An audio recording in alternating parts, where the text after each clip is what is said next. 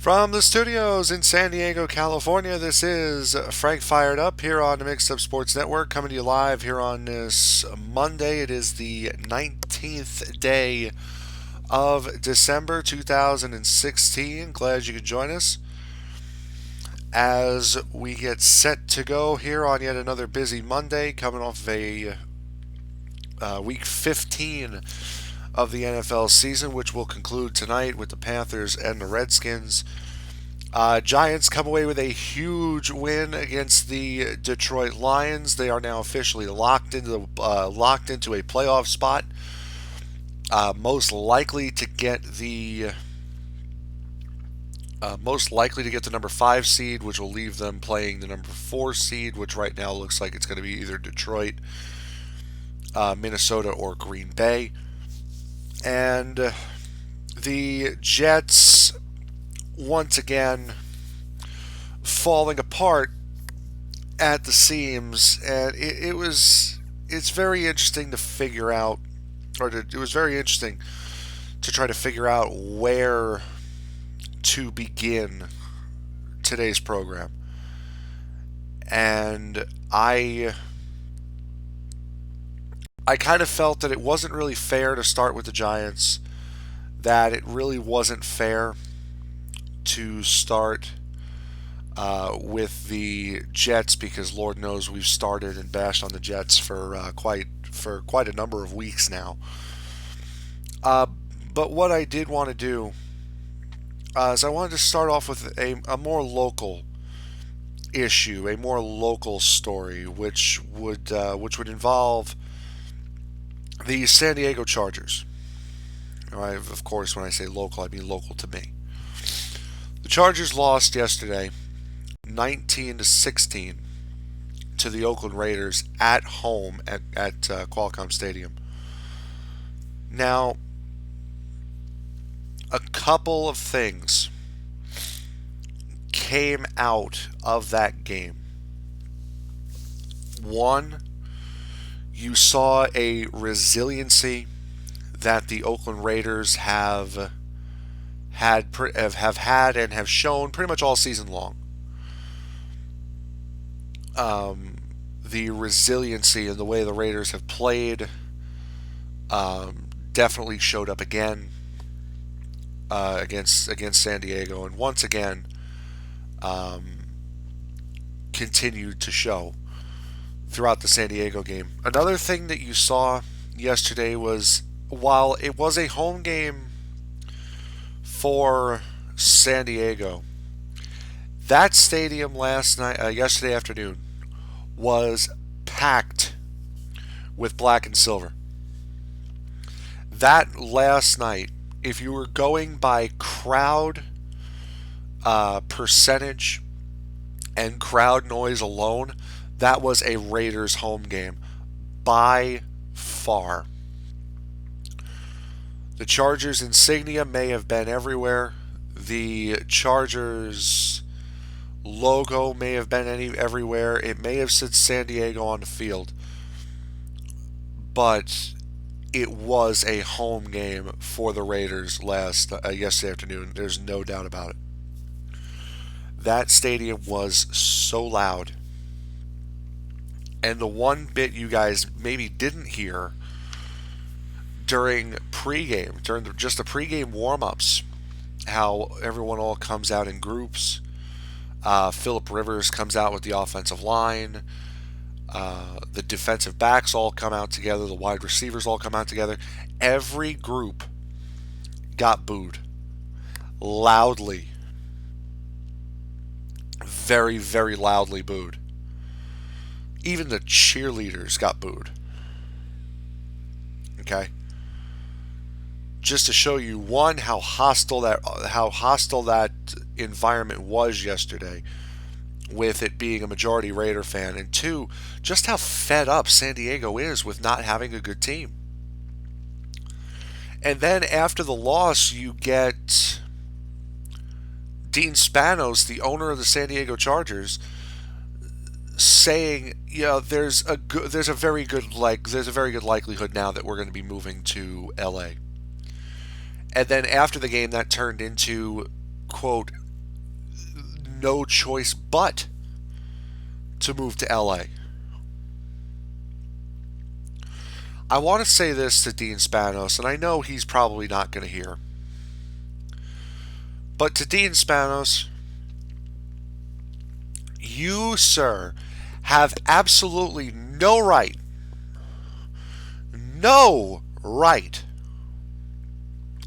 to hold a city hostage the way he has held San Diego hostage to pay for a new stadium. And we went over this when the referendum first came out. That the San Diego Chargers are actually getting paid to play at Qualcomm right now. They're getting paid. They are not paying rent. They are not paying anything. They are getting paid to play at Qualcomm Stadium. How dare you hold this city hostage for as many years as he has to get a new stadium built and have the city pay for it and not put a representable product on the field? How can you do that? How dare you do that? The team is garbage. They've played well, yes. They have blown leads. They have blown leads late, yes. This team is trash. It is a garbage team. Keenan Allen has not played once in 2 years because he keeps getting hurt. Phillip Rivers is making himself look worse because he has to try twice as hard to feed passes to receivers who aren't getting open because they suck.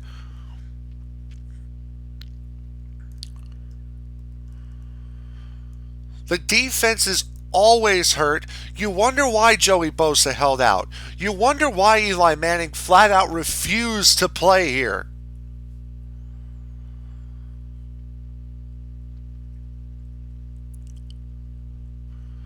Because this team is run so, I mean, you want to talk about teams that are run incompetently.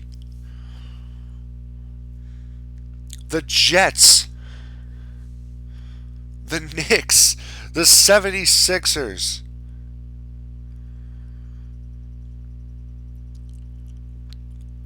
The Cleveland Browns. There are so many teams that are run so incompetently it hurts to think about. The Chargers are right up there on that list.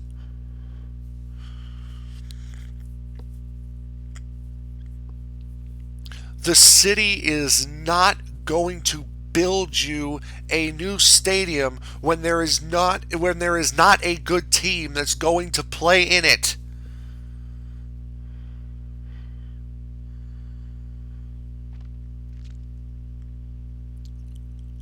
You can sit there and go, well, the Marlins got a new stadium. They didn't have a good team. Well, the first year that they were in there, they went out and they spent money to make sure they had a halfway decent, a representable team to go into that stadium. Did it work out? No, it didn't.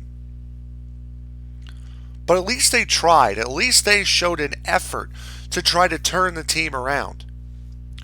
The Chargers have done nothing to try to turn the team around. Mike McCoy should not have had a job after week 6.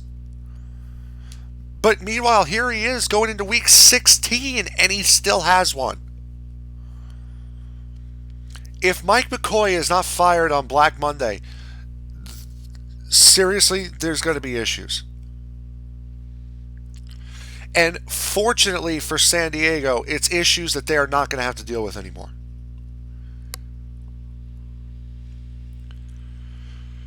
Because this team has been a shock. It has been a shock this year. It really has. That game opening week against Kansas City, that game set the tone for what this season was going to be. It was going to be a disaster. It was going to be this team falling apart, crumbling apart. Proposition C you knew was going to fail. One because the team didn't even promote it. The team put out this plan for the stadium in downtown San Diego. You think they would have went on a promotional tour? God, no, they didn't.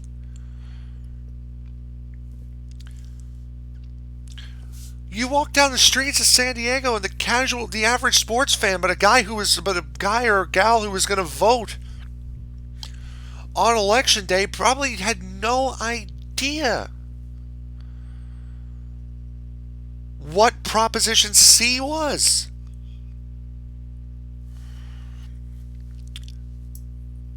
And then Dean Spanos has the nerve to say, well, if we would have gotten 50%, maybe it would have changed something. It wouldn't have changed anything. You know it, I know it. It would not have changed a thing.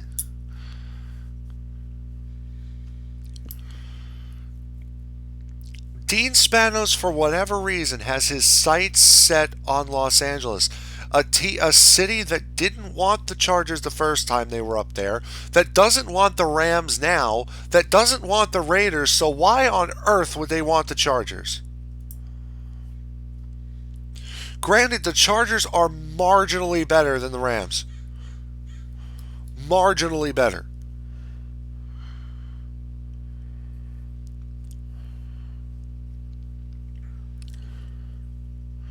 I'll tell you what, if the Raiders are dead set on moving, and the whole Vegas deal falls through, I guarantee you if the Chargers go to LA, San Diego will build a stadium for the Raiders. Guarantee you they would. And they build it right in Mission Valley where it is. They build it right next door to Qualcomm Stadium.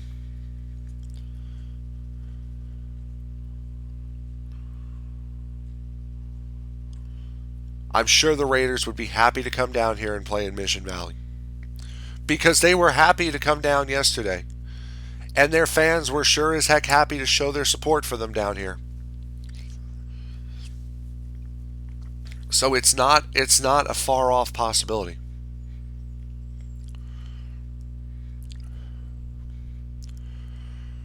If you're Dean Spanos, you do not have the right to give the city you play in an ultimatum of, I either get the stadium that I want and you guys are going to pay for it where I want to put it, or we're leaving.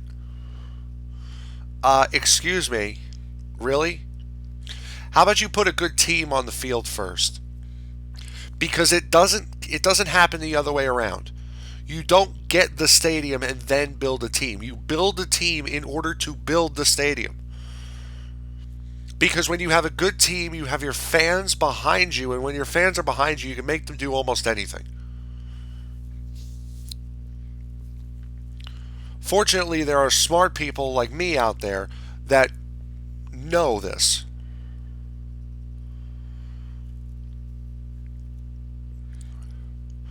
And apparently smart people like the other 55% that voted no on Proposition C.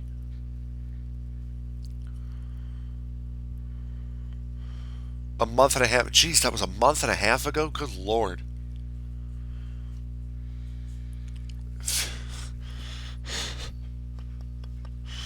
Donald Trump was elected president a month and a half ago. It feels like 2 years ago. Good Lord.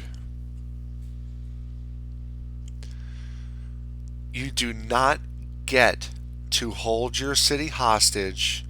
You do not get to make ultimatums when you do not have a representable product on the field. And the Chargers right now do not have a representable product on the field. What they have is a team that you know exactly what's going to happen. They're going to get close.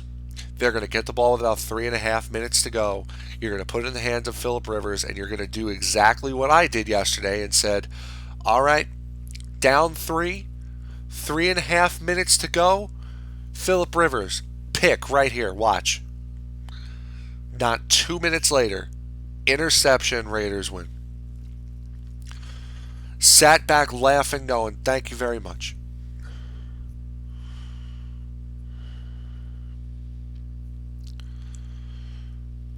And then Spanos walks off the field and says, you know what, I'm leaning towards leaving for LA. You know what? Go. Get out of here. Nobody wants you here. Go. You don't get to make ultimatums. You don't get to make demands. You don't get to whine when you don't get this, when the stadium won't fit where you want it to fit, and threaten to leave. You don't do that. That is not an NFL owner. That is a child.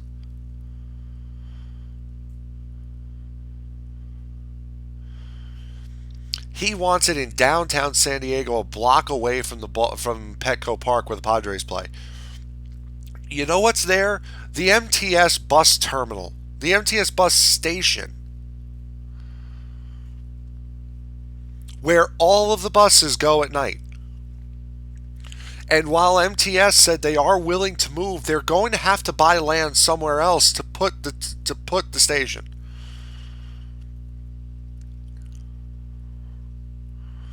And there are a bunch of other buildings over there too that are going to have to get relocated and are going to have to get knocked down. Meanwhile, you could play right in Mission Valley, right where you are. Build it up nice. Here, San Diego will let you buy the land. You put whatever the hell you want to put on it. Doesn't matter. You can put anything on it. Give you a 99-year lease on the land. Put whatever you want on it. Go ahead. This has been offered by San Diego. And he said no. He said no. I want to play in downtown. Well, you know what? There's nowhere in downtown for you to play.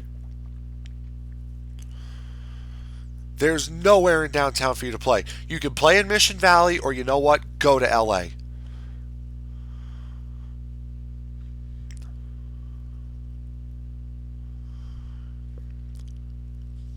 Maybe the city would be a little bit more willing to move mountains if you actually had a team that was worth playing downtown San Diego.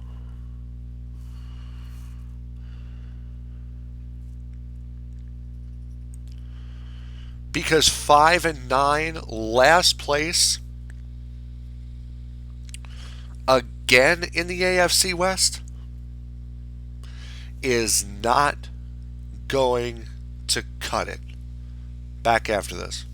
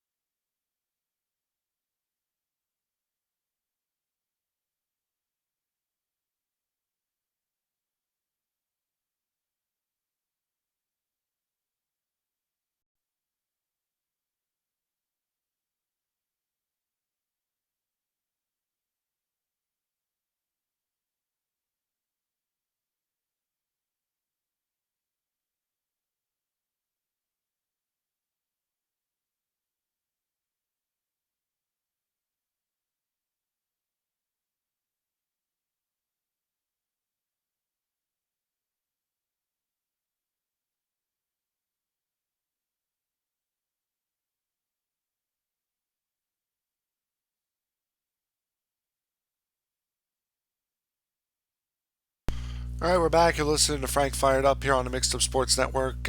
Three shows left to go here, including this one. Before the end of the calendar year, we will be back on January 2nd with our 1 year anniversary show being January 4th. So, got a couple more days with each other before the end of the year. We'll try to make it. We'll try to make it a good one, good couple days. We'll run through now the NFL this week. You guys, of course, know Seattle and the Rams, 24-3. The Dolphins beat the Jets, 34-13. That game from Saturday night. I mean, you know the game is going to be bad after the Sheldon Richardson Snapchat issue before the game. I mean, this is a guy who is expecting to get paid at the end of this season by somebody, because it certainly isn't going to be the Jets. I mean, what has happened with this guy this year? He's shown absolutely zero will to play. He's gotten suspended for being late to team meeting. He's gotten fined and benched for being late to team meetings, and now all of a sudden he's got this, which all it means is he will not be a New York Jet. He certainly will not be a New York Jet next year. Which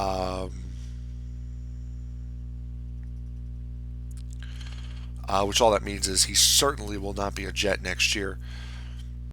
I don't understand how. I don't even understand how he played after that. But I mean, like I said on Friday, maybe would Eric Decker be on this team make any difference? I don't know. Maybe would Darrelle Revis being healthy and playing the way you would expect a Darrelle Revis to play make a difference? Maybe, I don't know. But I mean, when you go into the locker room down 13 to 10, and then completely lay an egg in the third quarter and show that you have absolutely zero interest in front of your home crowd, once again on national television. I mean, the Jets and their ability to play on national television, really ever since the butt fumble, has been zero. They have been embarrassed time and time and time again on national television since the butt fumble. It really, it's pathetic at this point. It's really depressing at this point. And I know me, I sit here and yell. Guys like Craig Carton sit there and yell, and Francesa sits there and yells about how bad the Jets are, and we kick them while we're down. Well, we kick them while they're down, and it's really depressing. It really is. It really is depressing. I mean, the Jets had another embarrassing performance on national television again. This loss has pretty much ensured Bowles will not be back, that the defensive coordinator will not be back, that the offensive coordinator may as well not be back. The offensive line coach may not be back, because honestly, the offensive line, I'm sure you've seen the pictures circulating around of 5 Jet offensive linemen blocking one guy not named Ndamukong Suh. Meanwhile, Bryce Petty's getting laid out in the background.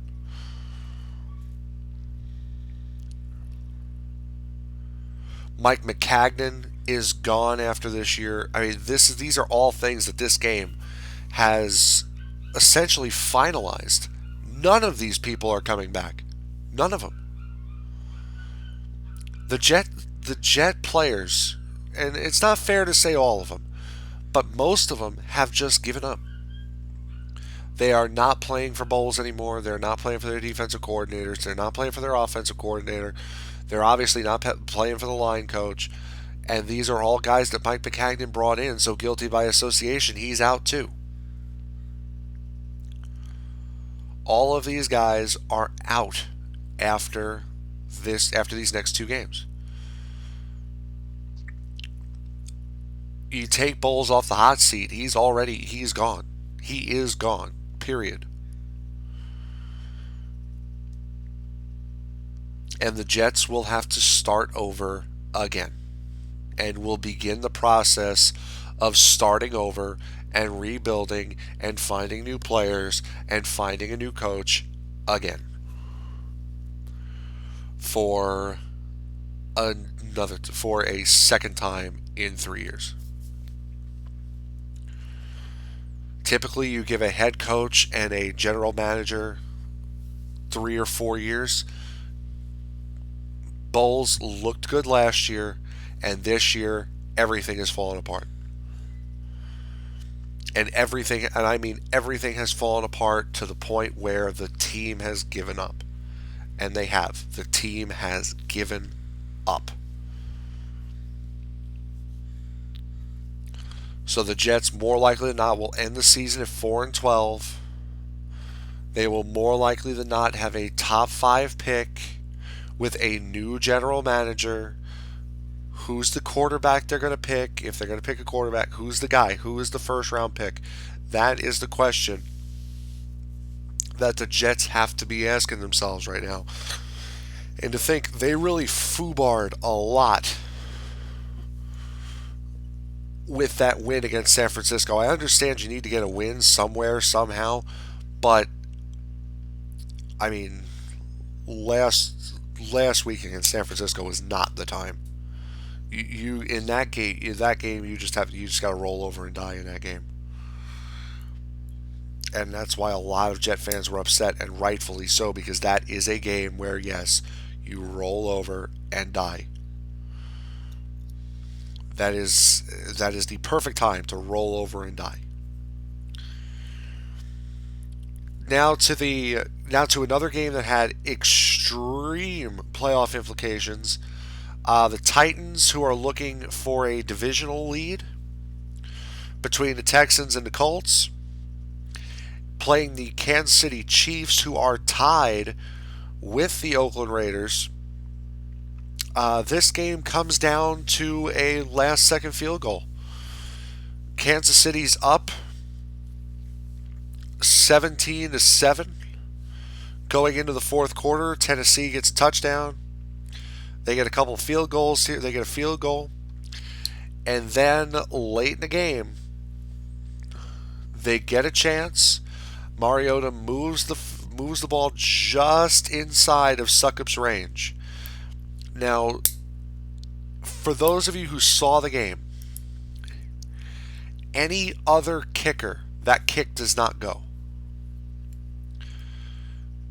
But Succop, being a former Kansas City Chief,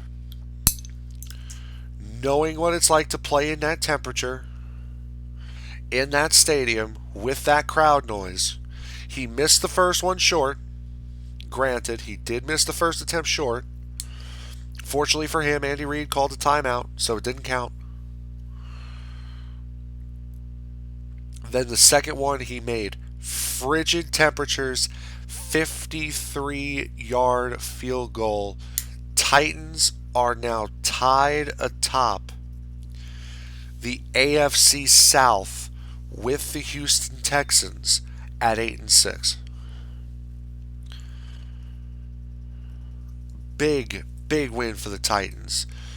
The Cincinnati Bengals looked as though they had the Steelers beat. Going into the locker room with a 20-9 lead.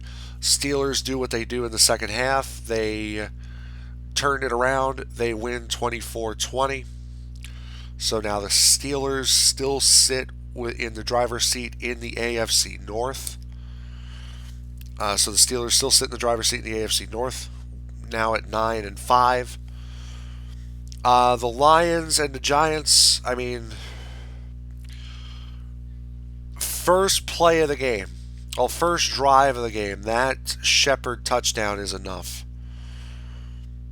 You go into the locker room at 10-6, 10-3 at the half. They come out, field goal in the second half. That defense for the Giants these last 2 weeks has been absolutely phenomenal. They have not allowed a touchdown in 7 quarters. The Terrence Williams touchdown in the first quarter of the game against Dallas, that in the first quarter last week, is the last touchdown that the Giants defense has allowed. The offense still hasn't clicked. Odell Beckham Jr., that big touchdown catch in the fourth quarter, one-handed. Even the catch that he made, what was that, in the second quarter that dropped?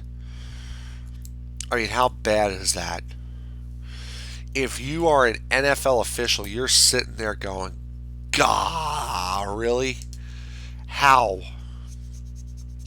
If you're an NFL official watching that game and you see that they call that a completed catch, you're sitting there going, "No wonder why people think we're idiots. Look at that." That was disgusting. That was called a catch. That really was. That was disgusting. That is right up there with the replacement. That's right up there with the replacement refs of the Seattle Green Bay game. That is bad. I mean, the guy in the cheap seats saw that ball hit the ground. But the guy in the cheap seats will take it because he's a Giants fan. So the Giants come away with a big win. They are now clinched. They have now clinched a playoff spot, clinched a wild card spot, and depending upon how these next 2 weeks go, we'll either see the Lions, the Vikings, or the Packers. That is their best bet. Because if they have to go into Seattle, there's going to be trouble. If they have to play, who would be the second seed? Who's the second seed right now? If they have to play Seattle, Atlanta, they're going to have a problem with.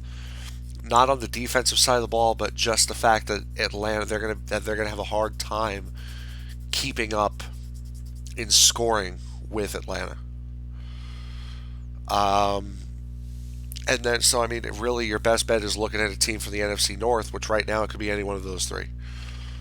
The Vikings seriously put a dent in their chances of winning the NFC North. I mean, this is a team that we thought going into Week 6 was a Super Bowl contender.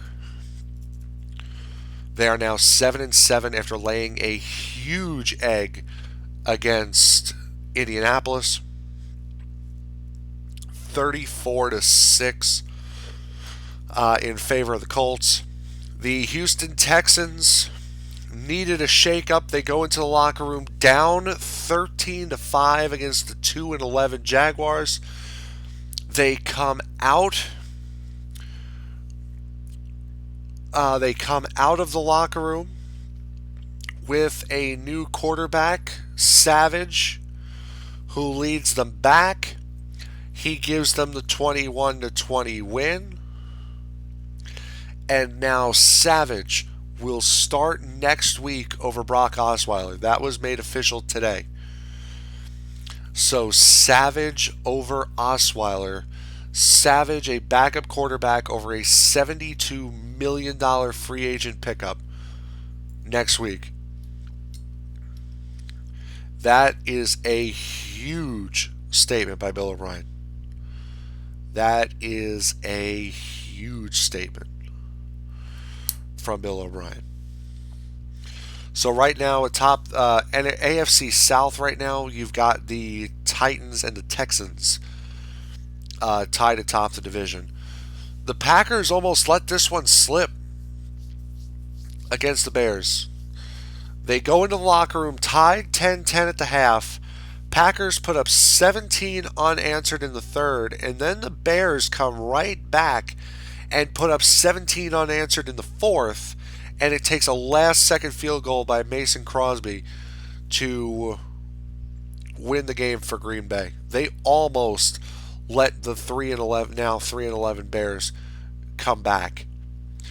The Bills stomp the Browns 33-13. I really don't. This game really doesn't do much for Rex Ryan's job security. Sorry to say. The one thing that will really help is if he does win out. If he wins out and goes 9-7, he may not make the playoffs. Most likely won't make the playoffs.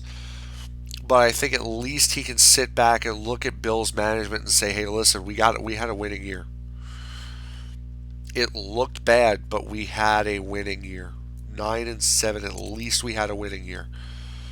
Um, and somebody asked earlier today, what has he done so wrong to deserve getting fired after 2 years?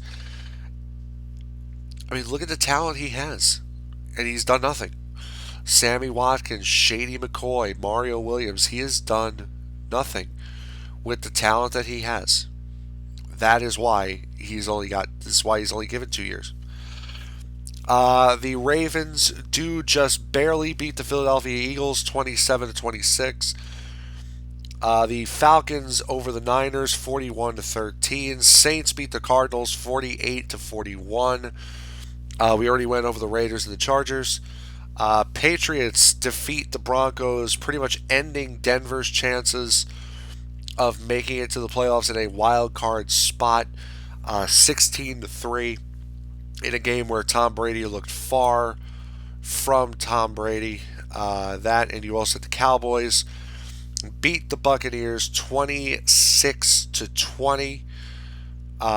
A win now for the Cowboys this week. A win and a Giants loss will be enough to clinch them the number one seed and a first round bye. Dak Prescott putting away any doubt who is the starting quarterback in Dallas with a 32 for 36 performance for the Cowboys quarterback. We will take a quick break. We will be right back with the Knicks when we return. You're listening to Frank Fired Up here on the Mixed Up Sports Network. Don't go away.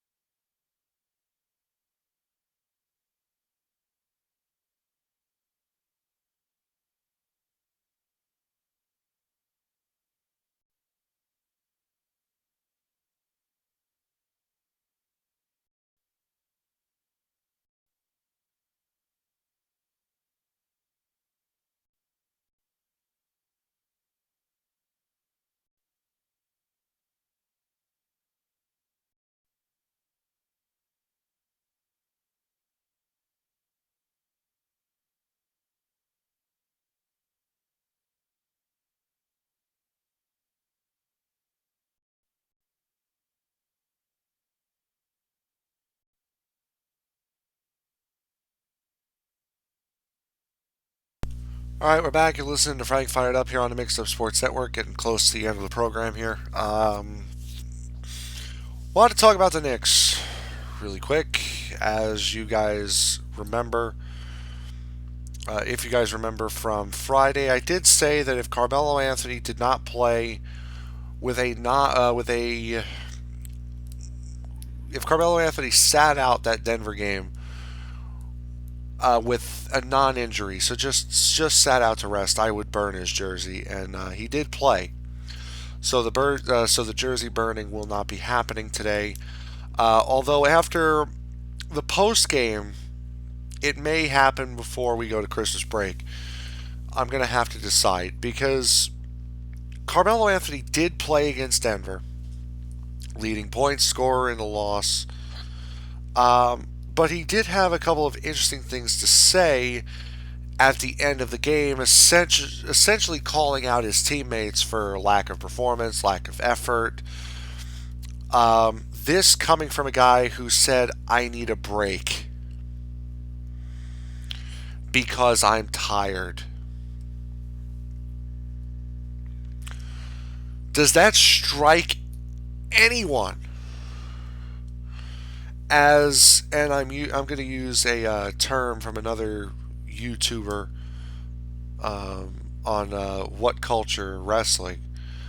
Doesn't that sound like a bit of Carmelo Anthony being a hip hop a hypocrite? Doesn't that sound just a little hypocritical from Carmelo Anthony? To call out his teammates for a lack of effort and a lack of performance when he himself said, you know what, I think I need a rest, I'm too tired.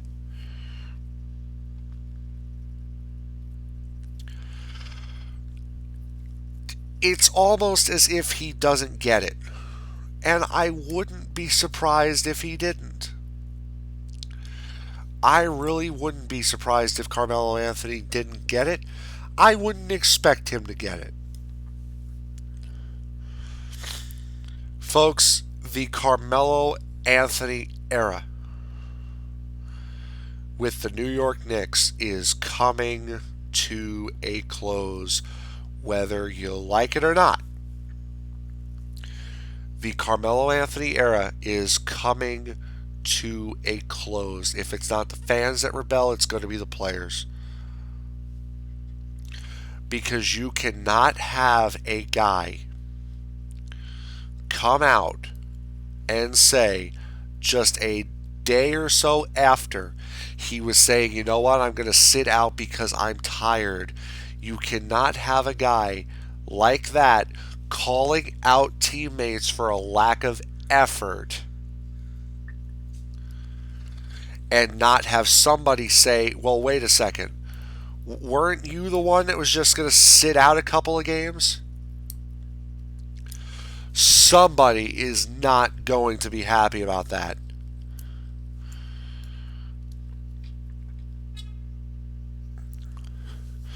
They can't be happy about that.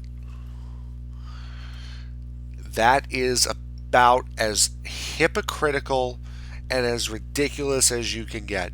So the journey, the learn to speak English, the jersey burning possibly will happen Wednesday. I'll have to think about it. Depends on how well Carmelo Anthony does in his next game, to be perfectly honest. If he plays in his next game, if he has anything else asinine to say, I think that's what'll determine it. Okay. When do the Knicks play again? The Knicks play tomorrow against the Pacers in Indiana.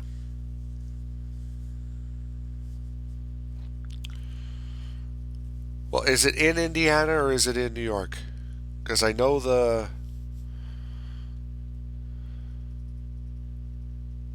It's in New York. Okay. So he said he was thinking about sitting out at home. So if he sits out because he's tired, then definitely expect the jersey burning to be on Wednesday. Definitely expect it. If he performs like garbage, expect it. If he really, they need to win and he has to have a stellar game and he doesn't say anything stupid after the game. So let's just call it that. Okay. Expect the jersey to get burnt on Wednesday. Okay. And with that, it is time to end. Thank you very, very much for listening. I will see you all tomorrow. Have a great day.